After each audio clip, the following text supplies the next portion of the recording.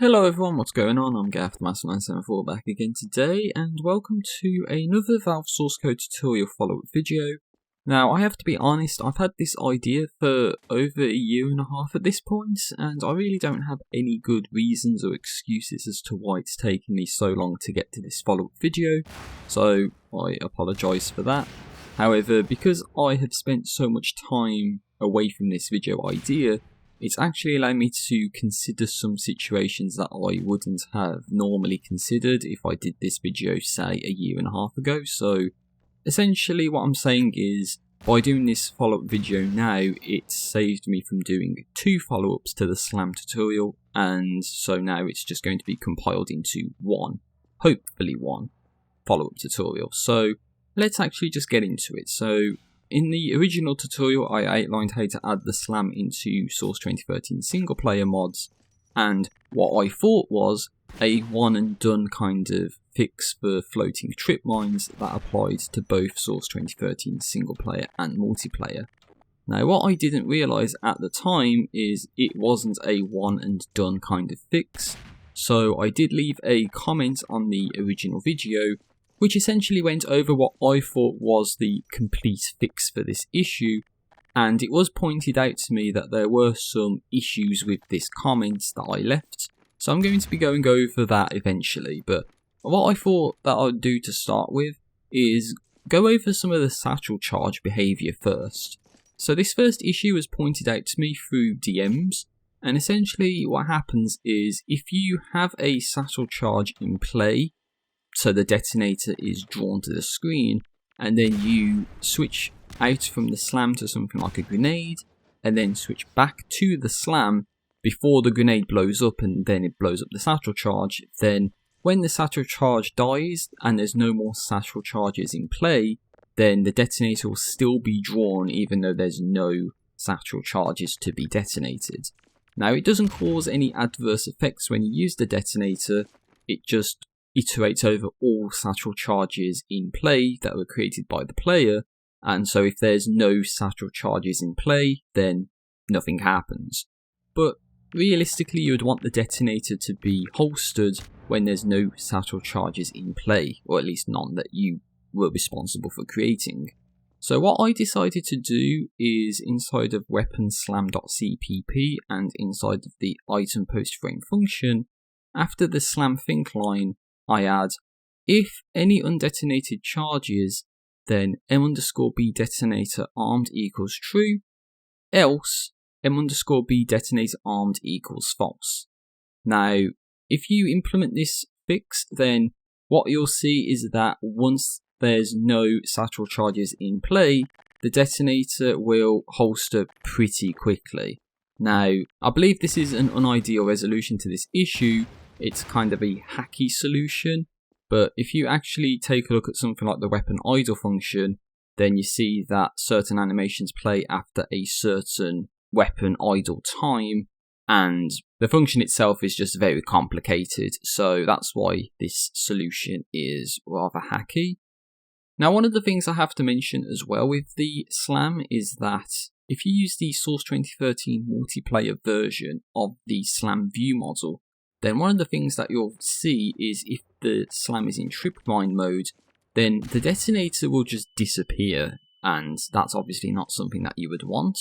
However, one of the other things that is kind of interesting is that the Tripmine SLAM with the detonator, it doesn't actually have a detonator holster animation, which is very weird.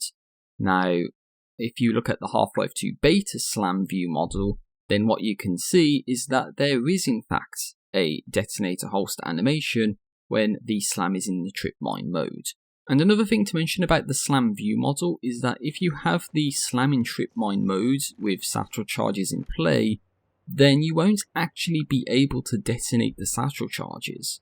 So I thought it was an issue with the view model, but it actually is partly code-based as well. So one of the first things that I would advise you do is to remove any and all Satchel attach stuff from weaponslam.h and weaponslam.cpp, as the Satchel attach stuff is just never used. Then inside of the start Satchel detonate function, you want to add to the get activity section a double ampersand get activity does not equal act slam stick wall idle, and then replace slam satchel attach with slam tripmine ready in that function. And then in the weapon idle function, you want to replace the contents of case slam tripmine ready with that which is already inside of the slam satchel attach section, and then remove the slam satchel attach sections. So if you implement this fix, then what will end up happening is if you have the slam in tripmine mode with satchel charges in play, then you can use the detonator. So that's kind of a bug fix, but I think the downside is you have to use the Half-Life 2 beta version of the slam view model because of the missing animation that I mentioned earlier. Now, one of the things I have to say about this slam view model stuff is that I am no animator or modeler, so it really is out of my control to do anything that would actually resolve this issue for the Source 2013 multiplayer version of the slam view model. So what I would have to say is it would be down to someone watching this video who has that kind of knowledge and experience to do that for themselves to then make that kind of view model available. So all that really needs to be done is to add a detonator holster animation when the slam is in tripmine mode. But failing that, you can always use the Half-Life 2 beta version of the slam view model, and I've done a tutorial in the past about how you can import Half-Life 2 beta view models into Source 2013, so I'll card it at this point and you can check that out if you really want to. Another issue you can experience with the slam is that if you exhaust all of your satchel charges, then you should have the detonator in your possession and you should be able to select it because you would need to be able to detonate satchel charges. However, what ends up happening is you may not be able to select the slam either because it is readied out in the HUD, which means you can't select it, or the game thinks you have no ammo and so it says that it's non-selectable. So to resolve this issue, what I decided to do was inside of weaponslam.h is to add a ball called has any ammo which passes through void inputs, and then inside of weaponslam.cpp you want to add ball c weapon underscore slam : has any ammo passing through void inputs, and then you want to say if any undetonated charges or m_i clip 2 is greater than 0, then return true, else return false, and then do return base class : has any ammo for insurance purposes, I guess. So that would make it so the detonator should be selectable if there are undetonated satchel charges in play, or if you have ammo for the slam. So that should be another bug fix there. And one final issue that I'm going to be talking about regarding satchel charges is that if you blow them up by any means other than the detonator, then they won't actually cause any damage to the player because the damage dealing function inside of the satchel charge code is only triggered when they are destroyed specifically by using the detonator. So to resolve this, you want to go to grenade_satchel.h and you want to add the following functions. So you want to add an int called onTakeDamage, which passes through an input of const c take damage info called andInputInfo. You want to add a void called event_killed, passing through an input of const c take damage info called andInfo, and a void def_think with void inputs.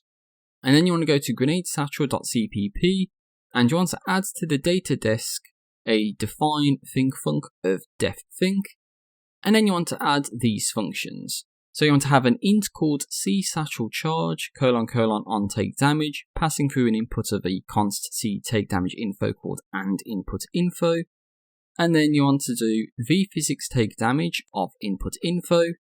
And if you want to, you can have a check to make sure that certain damage types don't blow up satchel charges.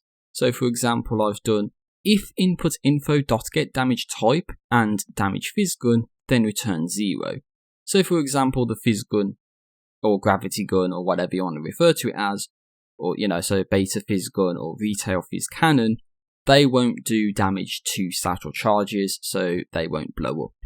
Then you can do m_i health equals 0, then event killed of c take damage info of this, 100 and jib normal, and then return base class : on take damage of input info. Then you want to have a void c Satchel charge : event killed, passing through an input of a const c take damage info called andinfo. And here you want to have m_take damage equals damage no. Then if m_p my weapon slam arrow any undetonated charges, then m_p my weapon slam arrow m_b need detonator holster equals true. m_p my weapon slam arrow has any ammo, and then do set think and c Satchel charge : def think, and then do set next think of GP globals arrow cur time plus 0.1, as you'll see in the video.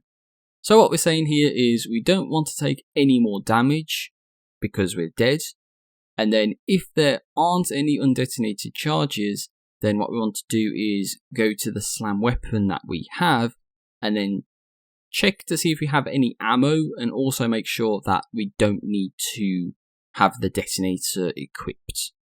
And then finally you want to have void c Satchel charge : def think, passing through void inputs, and here you want to do util screen shake of get abs origin 25.0, 150.0, 1.0, 750 and shake start. Then we're going to do explosion create of get abs origin plus vector of 0016, then get abs angles, get thrower, m_fl damage, m_damage radius, then sf env explosion no sparks, then a vertical line, sf env explosion no d-lights, and another vertical line, sf env explosion no smoke, and then 0.0f and then this, and finally util remove this. So essentially, when the Satchel charge def think function is triggered as a result of the event killed function being triggered, then we're going to cause a screen shake and also create an explosion that is going to be doing damage. So that's just something that you can add, which makes Satchel charges explode and deal damage to stuff. Alright, so now the Satchel charge stuff is out of the way, let me get to the main presentation, which is about the floating Tripmine fix, and hopefully for real this time. Now, as I mentioned earlier, there were many situations that I didn't even consider where a Tripmine would still float in the air when it's not supposed to.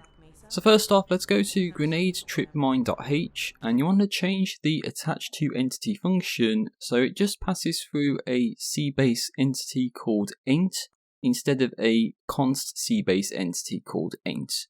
This is because of a function we need access to, and we simply cannot access it if we use a const C-base entity, so that's why we need to make this change.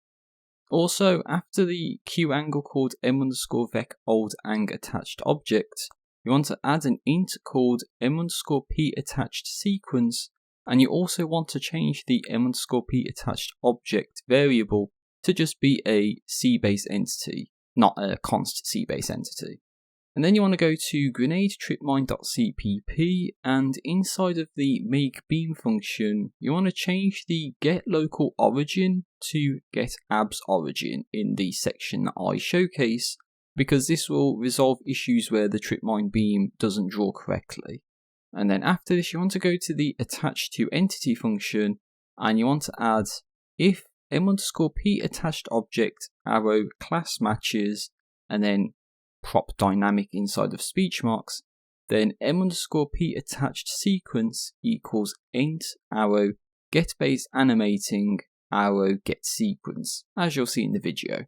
And then you want to go to the beam break think function, and essentially you're going to see the same sort of thing that I've done in the original video, just mixed up a little bit. So I'm going to have an if m_p attached object on its own, so see if the attached object is a valid entity, and then if m_p attached object arrow class matches, and then prop dynamic in speech marks, So if we are not a prop dynamic, then you'll see the if statement from the original video. So that's the if exclamation mark vectors are equal or exclamation mark Q angles are equal lines.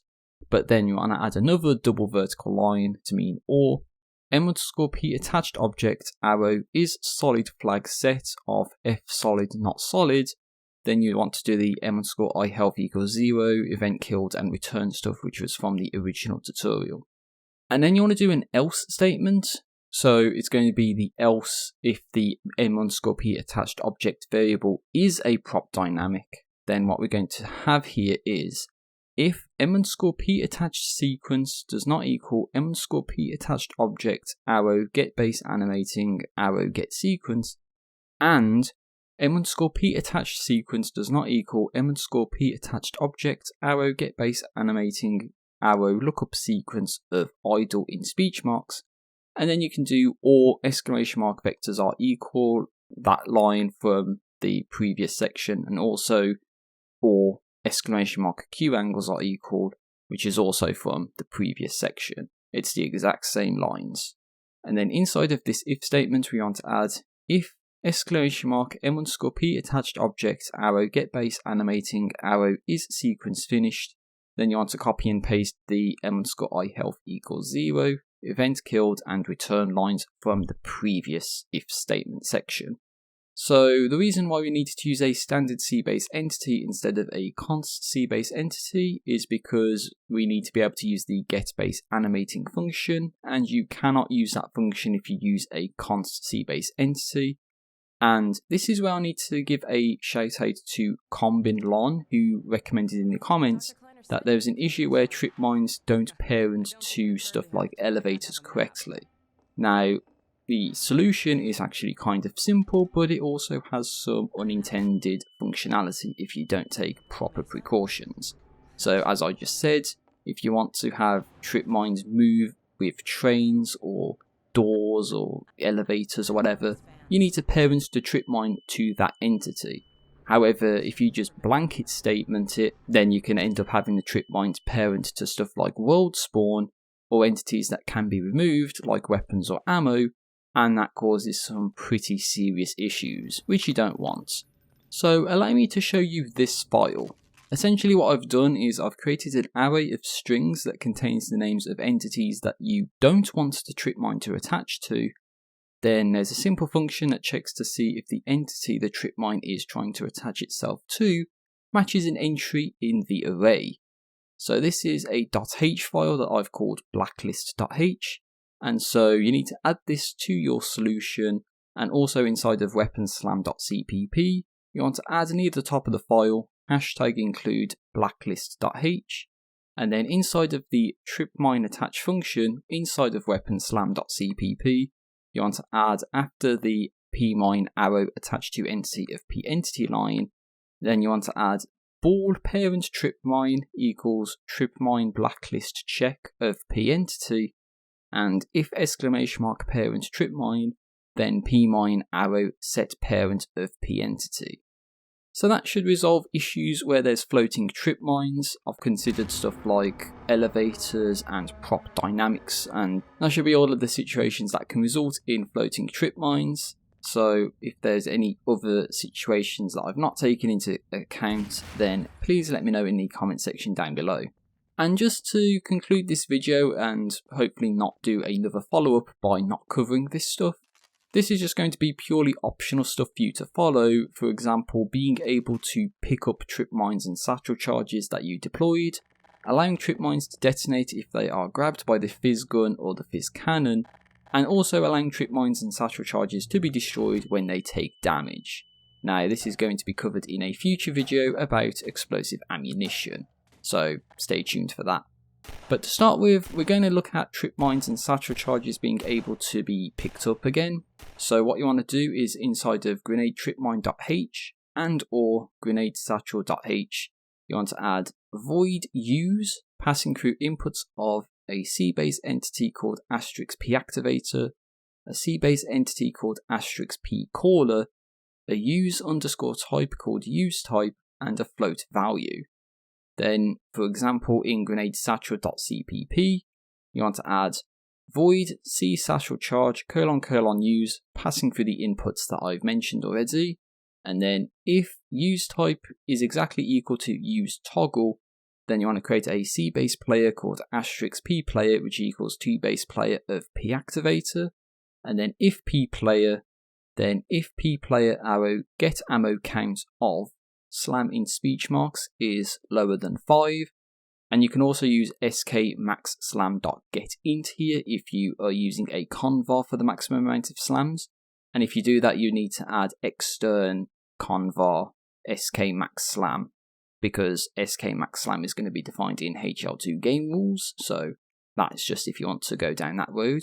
But I'm using 5 because I've set that as the hard cap of the amount of ammo for the slam to have. Then inside of that if statement, you want to add p player arrow give ammo 1 and then slam in speech marks.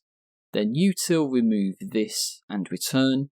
And outside of the if statement, do base class : use, passing through inputs of p activator, p caller, use type, and value.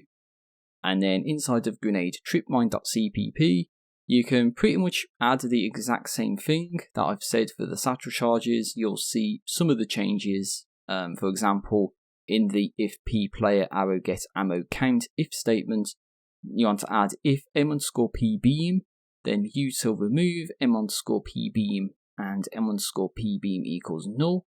And I've also decided to change the ammo section. So we have if p player arrow has named player item of weapon_slam in speech marks, then do p player arrow give ammo of 1 and then slam in speech marks, else p player arrow give named item of weapon_slam in speech marks. So essentially, if we pick up a trip mine, then we want to be able to give the player the slam weapon if they have no ammo left. But everything else remains pretty much exactly the same as I've outlined for the satchel charge. And if you want the trip mines to be destroyed when the fizz cannon or fizz gun attempts to grab it, or punt into it or whatever, then you want to go to grenade tripmine.h and you want to add void OnPhysGunPickup, passing through inputs of a C base player called *p fizzgun user and a fizzgunpickup_t called reason.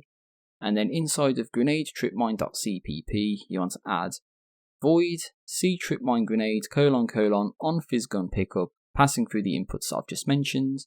And then you want to add m_I health equals 0, event_killed of C take damage info of, and then in brackets C base entity asterisk of m_h owner, this 100 and jib normal, and then do base class : OnPhysGunPickup of p fizzgun user and reason.